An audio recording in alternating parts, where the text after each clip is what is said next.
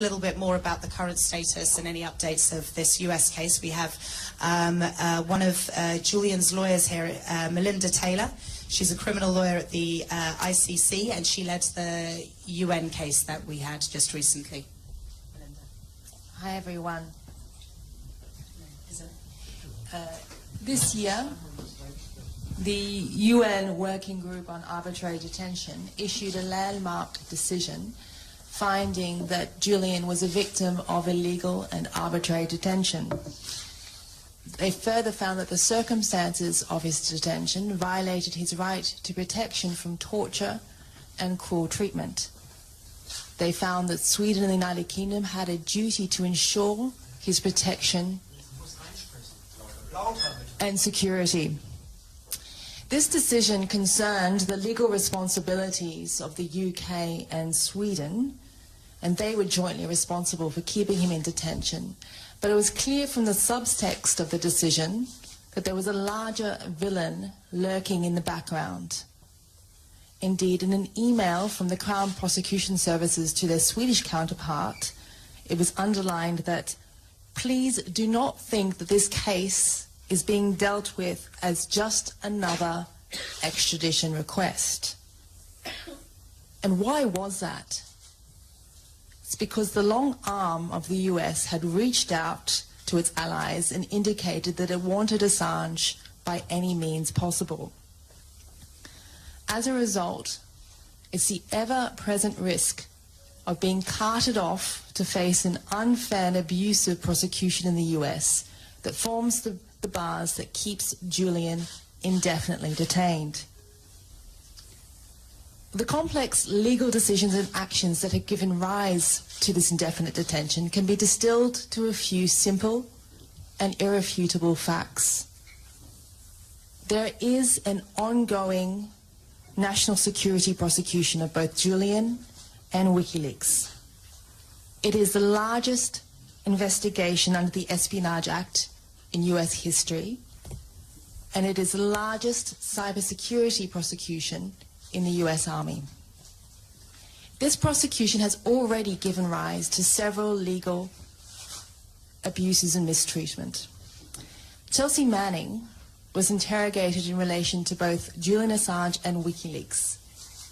The UN Special Rapporteur on Torture found that the interrogation methods applied to her amounted to torture.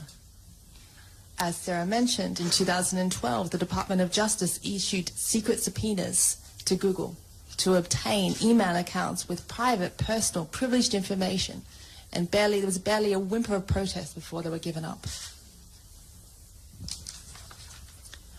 On 28th of January 2015, a spokesperson for the Eastern District of Virginia confirmed that the criminal investigation into Julian is ongoing, and the risk presented by this prosecution has only grown in the last few years. Mr. Assange was and is a thorn in the side of US politicians who would prefer that their dirty secrets and mistakes are hidden from the very people who have the power to either elect or dismiss them. The inability to view Julian or Wikileaks with any level of impartiality has just been emphasized by the recent smear campaign caused by the DNC leaks. Once again, the specter of Reds under the beds has been resurrected. Just because Wikileaks dared to publish information, for example, about Hillary Clinton's policy failings and her short-sighted and flawed approach to international interventions, for example, in Libya. He published this. Therefore, he must be anti-American. He must be an enemy of state. They don't see him as a publisher. They see him as an enemy combatant who must be brought to heel by any means possible. Julian has even been placed on an NSA man-hunting list, along with other members of terrorist organizations.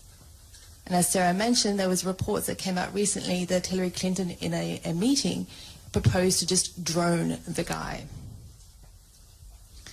And while this has been going on, both Sweden and the United Kingdom have refused to give any assurances that he won't be handed over to the US if he were to go to Sweden. And of course they hide behind technical reasons for their refusal. Oh, we haven't received a formal request from the US for his extradition. or we can only give him an assurance that he won't be given to the US after he leaves the embassy and after he comes to Sweden. It's just like the big bad wolf who's outside the doors of the Ecuadorian embassy. He's trying to huff and puff and blow it down. And now he's trying to convince Julian to leave. Come out, Julian. I might be chomping on a Chelsea Manning sandwich. That might be Edward Snowden in a frying pan behind me, but you'll be safe if you come. And so the stalemate continues. Julian remains detained because the UK and Sweden continue to flout their international obligations and their duty to protect him from this risk. But even though Julian has been locked up, they haven't been able to silence him or Wikileaks. Over the last 5 years, whilst Julian was detained, Wikileaks has continued to publish key information that has changed the world. Without Wikileaks, this information would have remained unknown or obscured, but it has now empowered people throughout the world to know where the perimeters of responsible government ends and the shadowy outlines of Big Brother commences. WikiLeaks documents are not curated, culled or pieced together to support a particular political narrative, and as a result they show both sides of the coin. As an example, it was the detailed minutiae of corruption and excesses that were set out and leaked to US diplomatic cables that acted as a catalyst for the Arab Spring. But the diplomatic emails and cables leaked by WikiLeaks were also instrumental in revealing the political machinations that both preceded and accompanied the NATO intervention in Libya. For example, one can see in Hillary Clinton's emails that she was aware of the profile of Saif Gaddafi as a potential reformer. She was aware of potential peace plans that could have avoided further civilian casualties. The US were aware, even later, that if he was tried in Libya, it would be inevitable that he would be given the death penalty.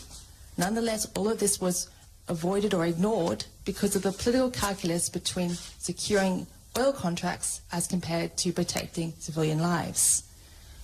So these documents have had a range of repercussions in a range of areas. They're used by both the Victims' Council and Defence Council international courts and tribunals. And that is because they help to establish the truth. Truth might be a universal value, but it's a rare commodity. Not everyone has equal access to authentic evidence. If you're a sitting head of state or a head of a multinational corporation, often you can conjure up documents at a minute's notice. But if you're a human rights defender, a political opponent or a dissenter, it's very hard to get access to evidence to help prove claims or protect your rights. But by making troves of authentic documents freely available, WikiLeaks has leveled the legal playing field. Thanks to WikiLeaks, you don't have to be a government crony or an insider to get information concerning, for example, the collateral murder of civilians and journalists in Iraq, mistreatment of detainees in Guantanamo Bay, US spying on foreign diplomats, unfair and unbalanced trade agreements. Today's event has been convened to mark the 10th year anniversary of the registration of WikiLeaks. These 10 years have transformed the notion of democracy and human rights. Because of WikiLeaks, people throughout the world have the power to know what is being done, why it's being done, and by whom it's being done. Through this knowledge, they can more fully participate in the world they live in and protect their rights. I would like to thank Julian